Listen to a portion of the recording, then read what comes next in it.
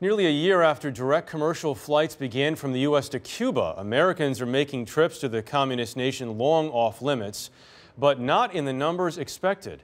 Kris Van Cleave is in Havana. I thought there were many more Americans here. It seems like a good time to come visit the country. Claire Jerome from Boston is among the surging number of Americans visiting Cuba. Last year, nearly 300,000 came, up 74%, but that's still not as high as some expected.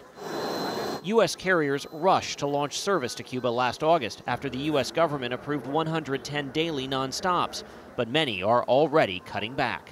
Did the gold rush not happen, or just not happen as fast as people thought?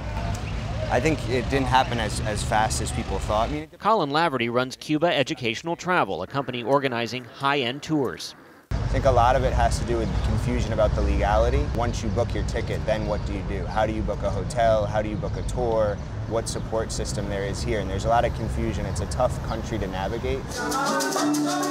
Some analysts expect 2 million Americans to visit Cuba annually by 2025. But a new survey finds only 2% are likely to plan a trip in the next 6 months. Several airlines see long-term potential, but American reduced the number of flights to several Cuban cities, and JetBlue is using smaller planes, dropping 300 seats a day. Tomorrow, low-cost carrier Spirit will become the third U.S. airline to end all service to the island.